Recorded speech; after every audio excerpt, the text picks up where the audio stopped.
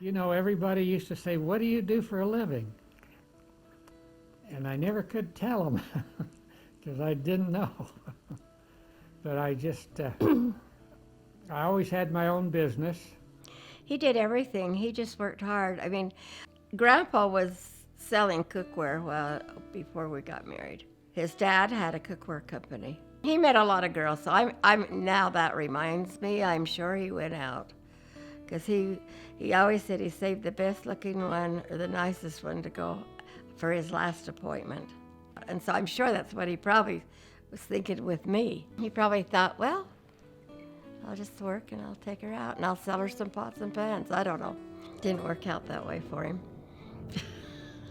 But I sold water softeners, and then I got my own water softener company and cleaned carpets, and then I got my own carpet cleaning business, and we had franchise and had people buy our machines from us and Cook dinners for yeah, people cook dinners with for- cookware.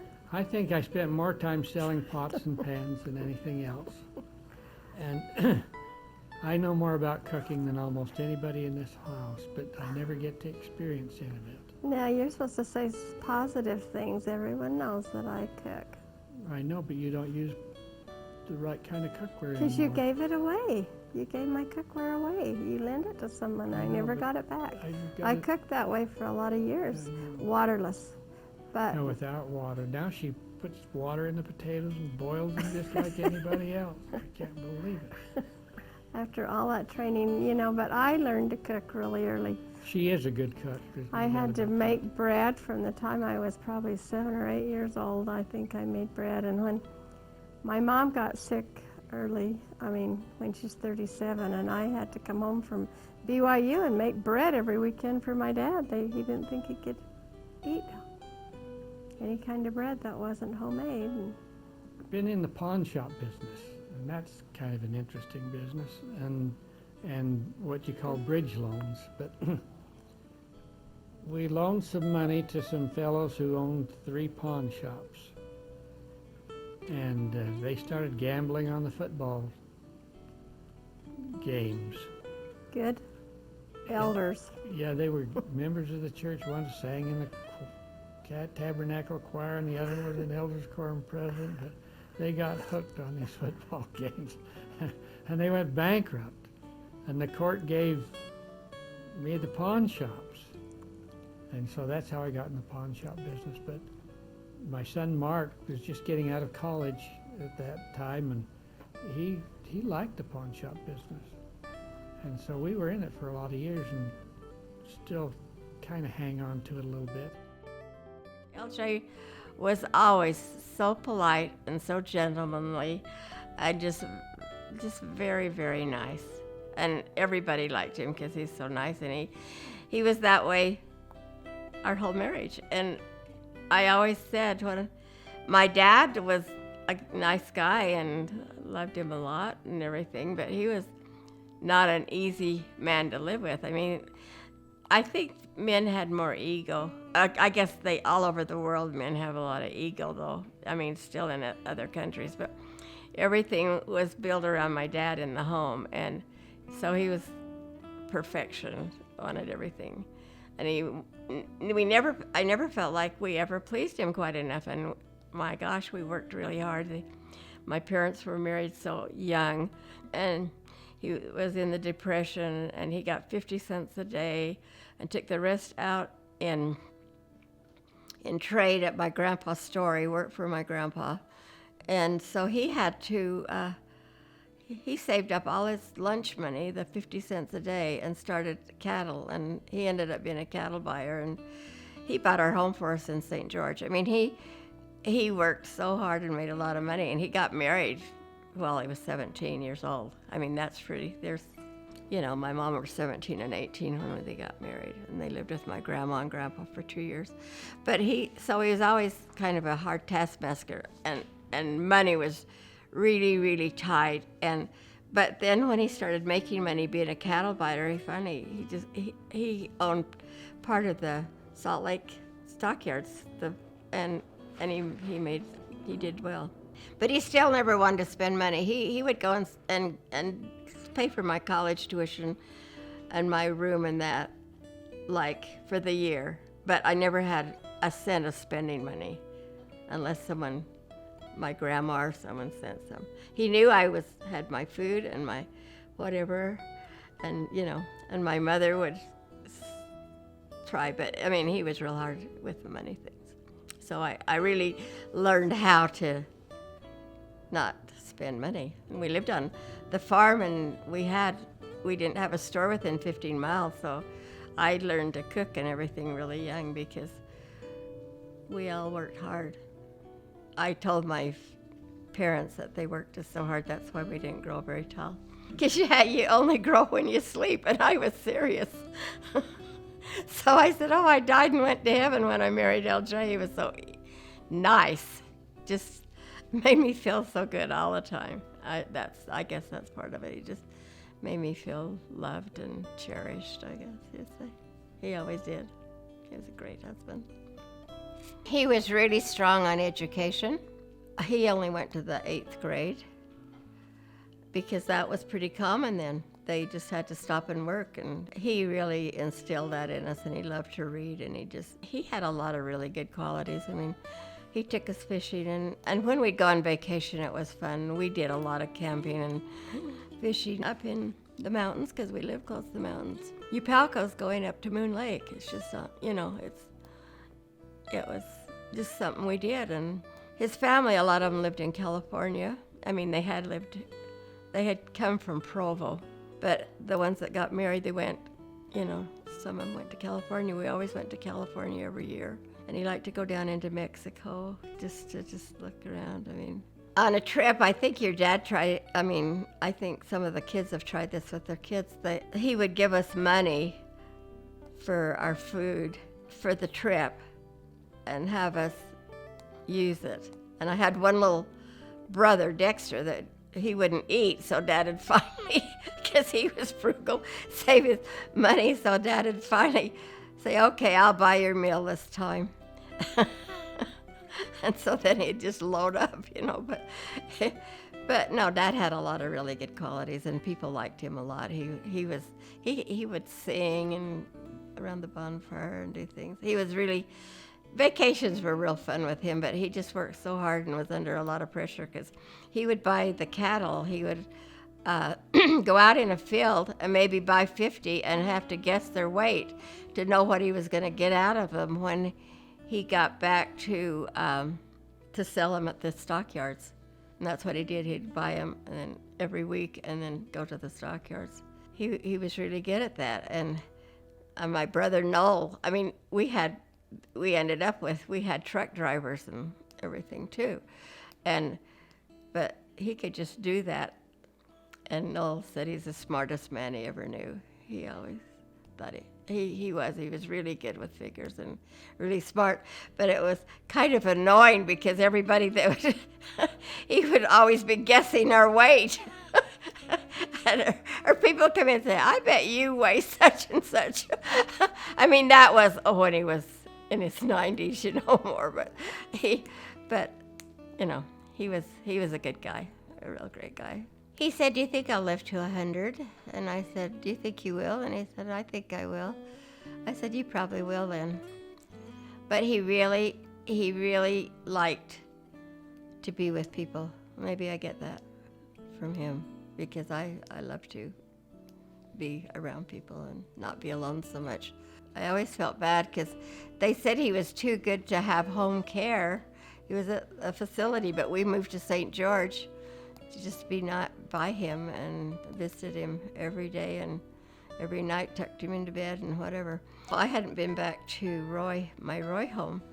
We hadn't been here for a while, and I just said, wow, if he's too good for health care, I'm going to go home for 2 or 3 days and see my kids and the family, you know.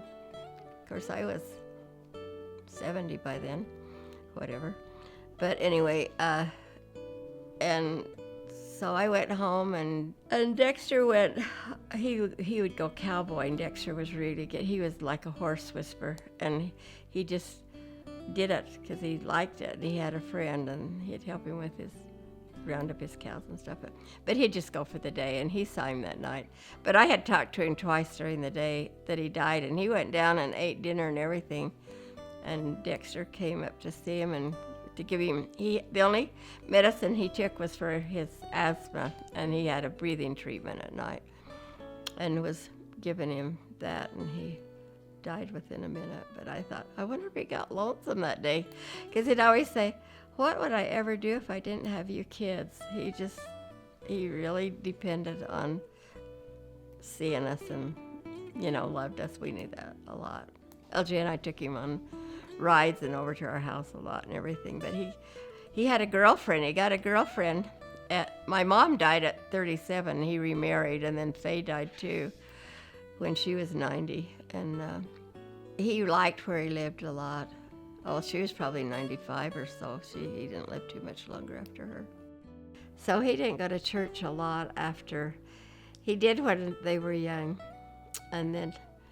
but then when he got to the senior living place, he was the first one to every meeting, and he paid his tithing, and he kept saying, I owe the Lord, I really do. And I think Ida Mae helped him a lot with that, because he married Faye, and she wasn't LDS. She's a really nice lady, but she never did ever join the church. And LJ was always saying, Faye, is this the year? After he married Faye, he didn't go to church a lot.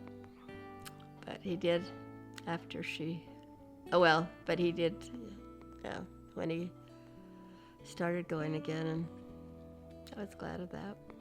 Everybody liked him, all the nieces and nephews. He had a 90th birthday party, and every single one came from California and everything. All of his nieces and nephews were there. And they all loved Uncle Earl, so that was good, yeah. I did too. He was very handsome. I always was hoping that, I just think, I hope they think he's my husband when I was older, when I'd answer the door, because he looked so young. I thought he was a very handsome man. You didn't see him handsome because he lost all his hair. You get old like we do, but he was very good looking. He was a really good businessman, both of them. His dad was a very good businessman, and he was a manager for J.C. Penney store in Tremont, is what he did. But then he sold on the side, and he imported diamonds and different things from Germany and Europe. And in fact, he could have got the Volkswagen dealership. He and LJ went back, and they brought about 3 back into the United States. They brought the Carmagia and a couple of others, and anyway, they decided against it, which probably wasn't a good decision. But anyway, he just taught him business. He's very honest, always a tithe payer. LJ would never go without paying his tithing. He always wanted to pay too much. He says you can't pay too much tithing. If he, when he could. He didn't always pay too much. He was religious. He went to church and everything, but he never was like, I shouldn't say never, because I don't know what he did before, but his health was really poor. He had arthritis so bad in his back and everything that by the time I knew him, he couldn't even come to our session to get married. He came to the temple sealing, but they used to do them both the same day. So LJ came by himself for that. Oh, and my dad came and got lost onto another session. He hadn't been back to the temple since I was 5. He was still to my mother when I was 5 and Noel was 4, and Dexter wasn't born. He got lost and got in a session ahead. That was sad, and Mother was worrying about him constantly. I know, because he wasn't in the session, wondering what had happened to him. I do like to travel, as long as I don't have to be away from home more than 3 or 4 or 5 days. And I really don't have any hobbies. I wish I'd like to fish, but it takes so long in between catching them. I just don't enjoy it. I do like to... He loves the computer. That's your hobby now. Is that what it is? Because I'm not very good at it. I have a hard time getting him to bed. He'd rather play with the computer. Because I'm not very good at it. It takes me a long time to do whatever I have to do. And he likes to think, how can I make money, and read books on making money. He loves to think and You're grow supposed to rich say, and "I all spend those. all my time and church. doing church You work." do. You don't have time for hobbies because he's been in a bishopric forever until he was bishop and district. You've always had a really big church job, but right now, just got released Sunday. Well, when he get the little kids in the car, he'd always say, "Oh, you know, I am so lucky because I have a big bird that comes and picks me up, and I get to just fly all over. I can see you, I can go wherever I want, and it's just a wonderful adventure. Sometime I'd really like to take you with me." And they'd be just so excited. "Well, Grandpa, tell me, or Dad, tell me, you know, about this bird." But a lot of times it was my little nephew that was 5 when we got married, or 4, about 4, I guess. And we loved him. His name was Bert Taylor. And LJ was always telling him stories. He just liked to tell stories. Tell the little kids that there was a little man in the refrigerator, and when they opened the door, he turned on the light. That's who turned on the light. He said, so if you do it real fast, you might catch him sometime, because he always jumps back in his little place when the door gets opened. And he had a name for him, and at every home it was a different name, you know, for the little grandkids, the man in the fridge. Just like he did that with me on my engagement. He thought that was funny then, you know. Later he got pretty docile. But he wasn't as fun at the end. He had memory problems. Well, he really liked to have a toothpick in his mouth. And he'd pick on his teeth, and he was talking. Blah, blah, blah. And I just say, don't do that. Take that out. It looks like a cigarette.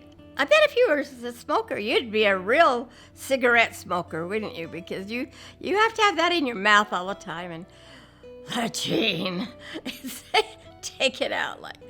And then I try not to let it bother me. But, I mean, you know, it was just when we were alone and stuff. But he loved to chew on toothpicks. I bought a great big bottle for him. I put it in the car for him. So he'd never be without, he'd say, I need a toothpick, you know, we were out to eat or anything. So, yeah, and you talk with...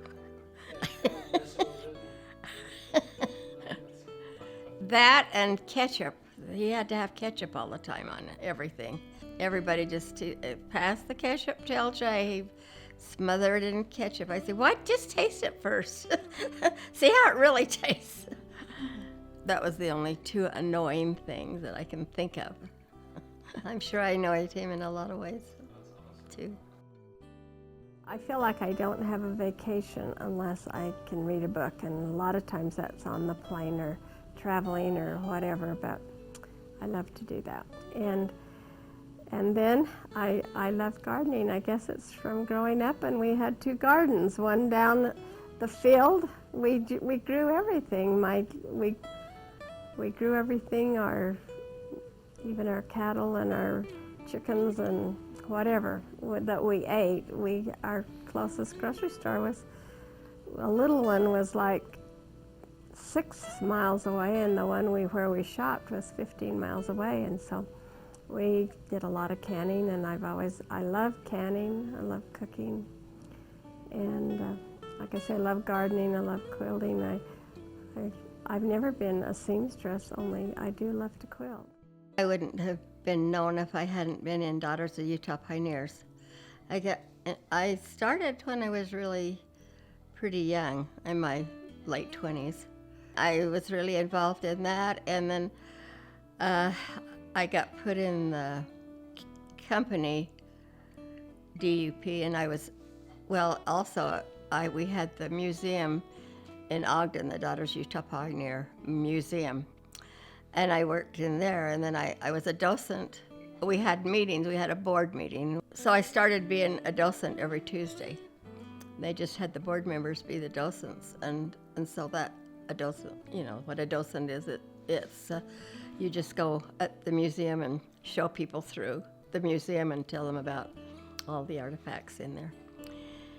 And I just got really involved with that and on the board. And we had a we had to have the museum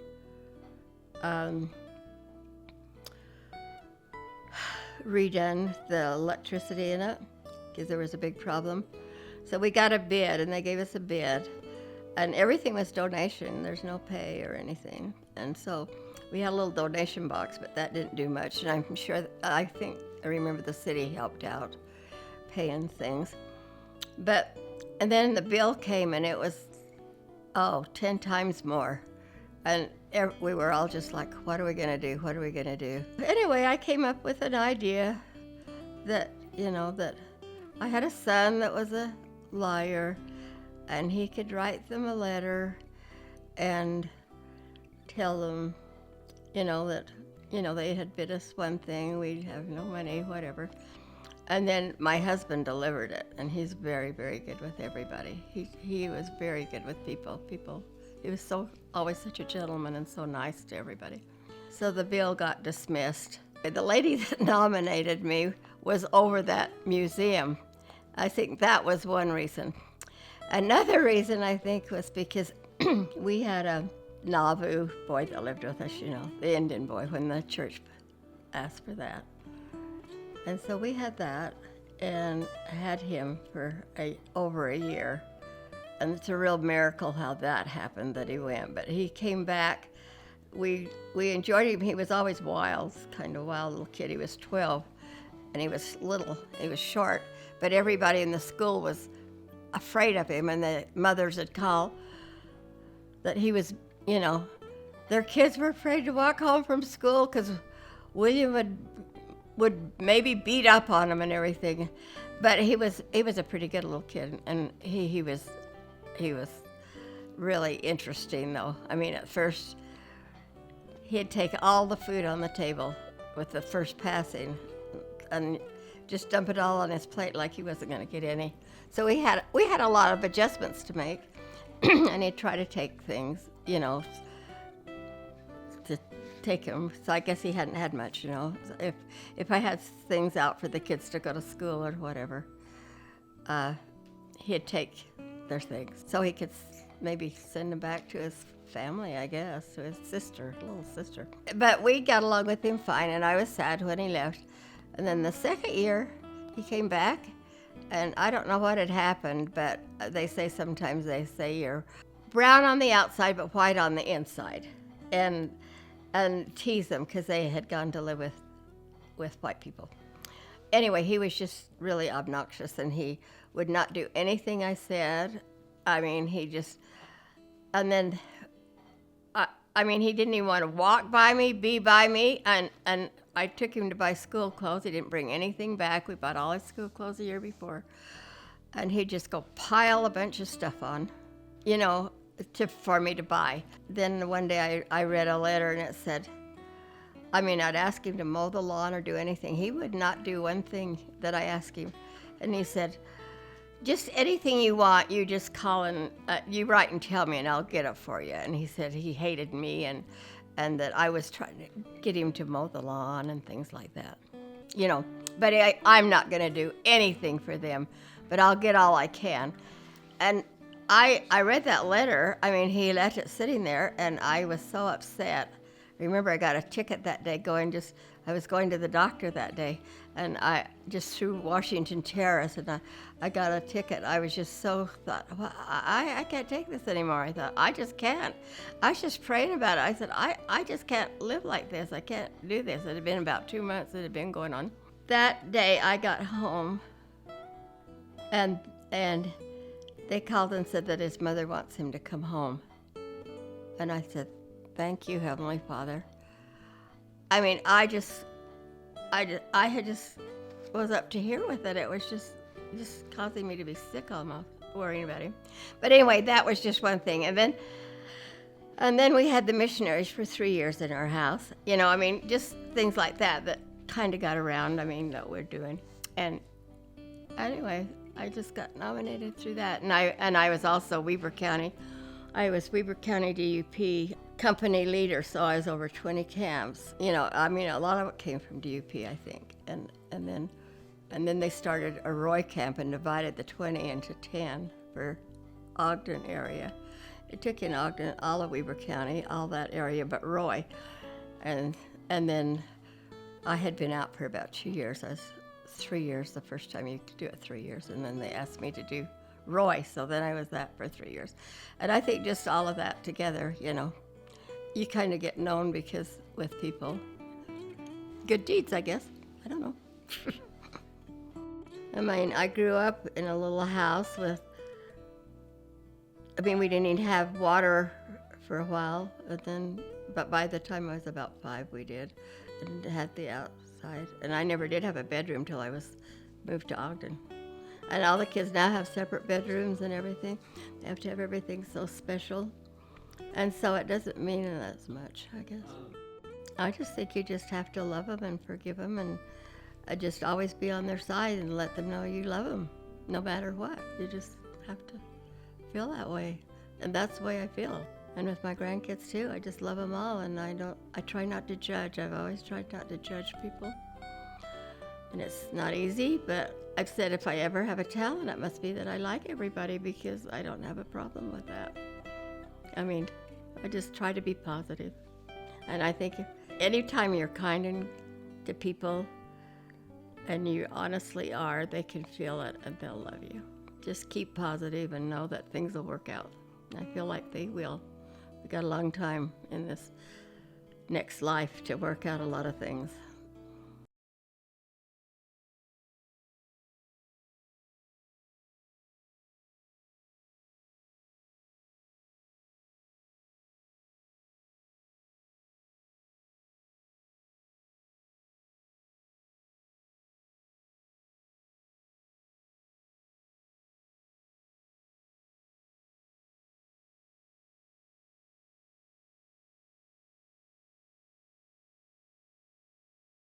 The Ogden Temple's special because it was the first temple that I ever worked in, and had to learn all of the covenants, whatever. You know, I'd been to the temple a lot, but, well, everybody's so nice.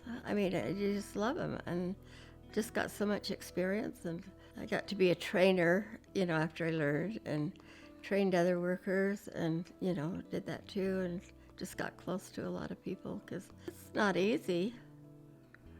And I love being in the temple. I love just going and work in serving or participating. Either way, I love to be there. The first temple I ever attended was the Salt Lake Temple, and I was only 5, and I can remember it vividly. I thought it was just a wonderful place to be. I was in with the kids playing, and the ladies were so nice, and I had long black braids in my.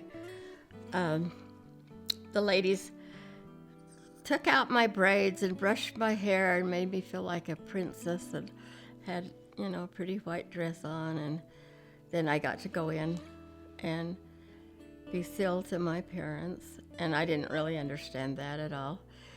And my brother was 1 year younger than me, 1 year and 5 days. And he got sealed too. And he told everybody afterwards, Mom and Dad got married and Jean and I got married. So that was his experience. I think we were still probably in the sealing room. My grandma took one side of my hair and my mother took the other side, and they just braided it right up again. That kind of broke my heart, because I just thought I was looking so wonderful with that long flowing hair. But they had other ideas. And that's the things I remember the most about the temple, was playing in the playroom and getting my hair brushed. And I think I had my hair curled before I was in 7th grade about once or twice, and I can only really remember once, and my Aunt Drusilla put me in big rag rollers, or whatever they used to do with the rags, and oh my gosh, I thought that was so wonderful, just to have curly hair. I thought that was really cool. First part of my mission was in Lubbock, Texas. That's where I went first. When we arrived at the mission, we got off. In those days it was the train, never the plane. We got off the train, went to the mission home, had dinner, and then they took us out into the middle of Houston, and we held a street meeting. And every one of us had to get up and bear our testimony in the middle of town on a street corner. I'll never forget that. I thought, I must have made a mistake coming on this mission if I've got to stand up. But it wasn't long until every weekend I was standing on a corner waving a Book of Mormon, talking to the top of my voice, telling those people they had to repent, you know. But anyway, it was, I hadn't been in Lubbock a short time, and they sent us to a little boom town, an oil boom town. They just struck a lot of oil over there. It was called Snyder, Texas. And there were 2 or 3 members. We started looking for the members of the church there to start a little Sunday school. There were probably 3 couples of us, or maybe 5 or 6 or 7 people at our Sunday school, held in somebody's home. It was sometimes a different home every Sunday. And knocked on doors, tracked day and night, and got a lot of turndowns. But I'd been a salesman, so I was used to that. Didn't bother me. And we lived in housing was hard to find. We lived in a little room, I guess it was about 15 by 15, that had an old gas stove in, and the shower. I did not know all the people I shared the bath with. I didn't have the slightest idea. Every time I went there, there was a stranger, you know. But anyway, one day I was looking at my shoes. I was laying on the bed looking at my shoes, and there was a cockroach chewing on my shoe, right on the rim of it. I thought, I looked around the room, and at home I had a beautiful room, a nice room, always had the best. I guess I was spoiled, but I thought, how come I like this mission? I can't understand this. But it was the greatest experience. I'd like to go back on another mission because, and just be a proselyting missionary, because I didn't have a lot of chance to do that after leaving Snyder, Texas. I was called down into the mission home, and I was there for a long time. And then I went out as what they call traveling elders. You travel around with all the other, and work with all the other missionaries, and so you didn't really get to know the families really well. And then after that, I was what they call the presiding elder out in East Texas. And I did get to meet some families out there because I had my own area, but then each week I'd have to go around a different week and work with the different elders. So I think one of the greatest parts of a mission is just getting to meet the people, see their conversion, you make lifelong friends, and I didn't have the time I would like to have had doing that. But a mission is a great experience. If I had the choice of a college education or a mission, I could only have one or the other. It would definitely be a mission. And the 2 great experiences I've had in this life was marriage in the temple and going on a mission. And I wish that every one of these grandchildren right here could go on a mission. That's my wife's favorite necklace. If they could all go on a mission and be married in the temple. They don't know what a temple is. They're all too young. But it's the only place that the Lord has designated where if you are married there, you are married not only in this life, but in the life to come. And you'll have your family not only in this life, but in the life to come. No one teaches that other than our prophet and the prophets of the past. And that's a true principle. And it's a principle that has to be abided by. If you want your family, you have to do that.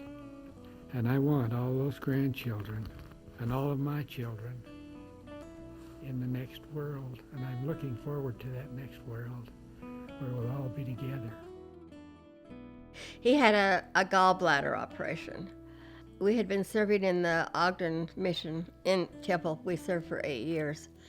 And he served as the coordinator of the temple for 3 of those years. So we decided we wanted to go to Washington, D.C. to the temple on a temple mission. And we knew quite a few that had done that. So we were preparing for that, and we had sent in our mission papers. Then he had a gallbladder attack. He went in the hospital, and they had his gallbladder out, and it was just right before our 50th wedding anniversary.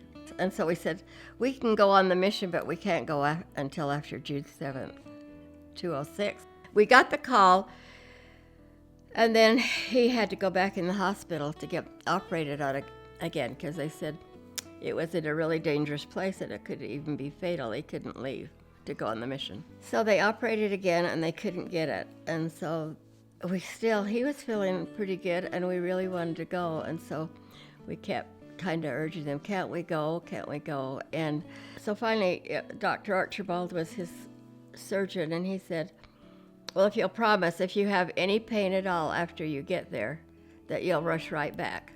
And because it could be fatal, it's a dangerous thing where it is. So we went on our mission. We'd lost our housing where all the missionaries were, so we stayed in another apartment building. And there were 2 other missionaries and their wives that were in that same building.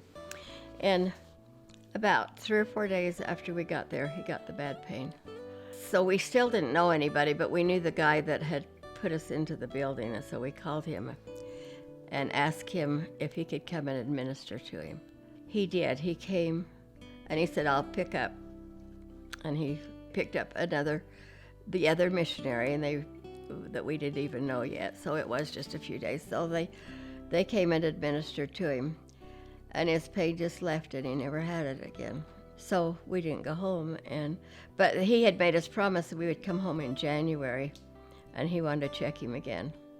So we flew home in January. We went up to Dr. Archibald's office, and he said, okay, I want to schedule this, So, because he said, I've been studying it, and I found out a way that I think I can get this stone out. I said, oh, what if it isn't there? And he said, it's there. And so we went back home, and they took the tests and everything to get the location and everything again. Right before he had the operation, they x-rayed him again, a day or 2 before. And it was gone. He came in, he said, it's gone. I said, I told you. Maybe it would be because he said as soon as they laid their hands on him and asked for that to be gone, the pain to stop, he said it just stopped instantly. And he didn't ever have that pain again, ever. And that was we got there July 4th, and then it was January when we went back. So, and he had a lot of them that way. He was always getting a blessing, because he was sick, and then we would go. He had a lot of faith. I guess it all stemmed from when he was a little boy, from the ear, when his ears quit. But he'd say, LaJean, I can't go. We'd have plane tickets and everything. You'll have to go without me, and it'd be to a wedding or to a kid's graduation or something. I say, oh, I won't leave you if you're sick. We just gotta go. So we decide, well, let's call. Dick Jensen was one that we called that was our home teacher, and he's a really good friend.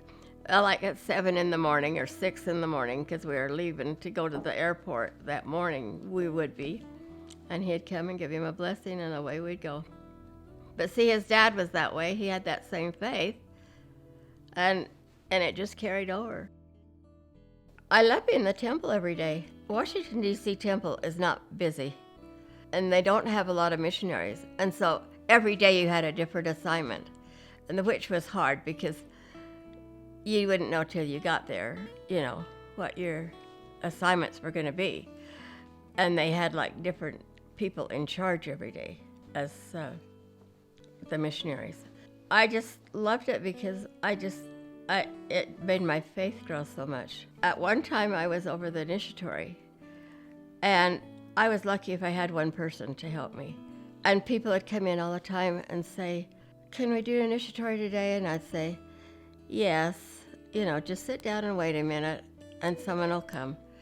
And that's what we do. And it happened at the Veil. It happened everywhere in the temple. And they say, "Oh, thank you," because I have been 2 or 3 times I haven't been able to do it because there wasn't enough help. But we do that. And there was always never hardly more than 2 of us in initiatory. We just didn't have enough help. They need workers so bad because they don't have any of the saints there, and it's so hard to get anywhere. They never had appointments for weddings or anything because they just had to, they might have the day, but not the time. They'd do them whenever they came. You just built your faith. It just built my faith so much. And then I got to be over ceilings. Saturday nights, we were over the baptistry, the 2 of us together. Every Saturday night we were there, and there'd be the 2 of us and a secretary. And they'd bring loads of buses in every Saturday. And we always had the presidency, one of the presidency there, to give a talk to them. We heard wonderful talks every Saturday from one of the presidency. And then we just did everything. And then the weeks that we did that every other week. And the other week, then we'd just be on, the Saturday we'd be on doing anything. And sometimes we were doing the dishes and stuff like that and cleaning all the pans. I hated it so bad, that job, because Saturday night at the cafeteria was way hard. And then finally they closed it, and because they didn't have enough. You never got a lunch hour at the DC temple. So you brought a bar or something, a protein bar, and you just grabbed it. You never had a lunch break. Only you just did it whenever you could. And then on the weekends, it was a wonderful place to go. And well, our whole sacrament meeting was just the missionaries. That was all. I mean, just us from the temple missionaries. And we had family home meeting together. I mean, we all got so close. When we left things. Everyone came with just a suitcase, so we had just our clothes, and we'd go to the DI or we'd get from each other, and we always were eating together, and it was so fun. I just loved it. We got so close. We still meet together, some of us, to go to the temple, once a month on Tuesday, but I didn't get to go for a while because I was in St. George anyway, and they travel to all the temples. Just a greater testimony. I knew Heavenly Father was there helping us all the time because people had turned up to help us when we needed.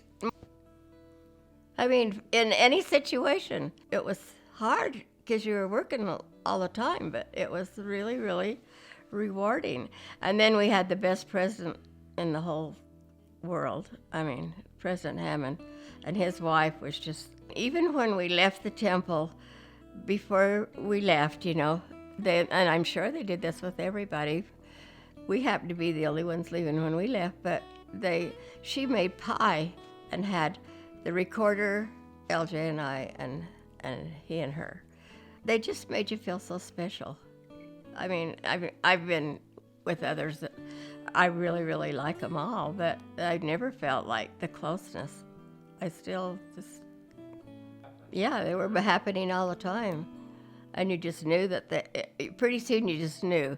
If you say, okay, just sit down and wait, someone will come to help us. And someone will come in and say, do you need help? Yeah, I do. Thank you.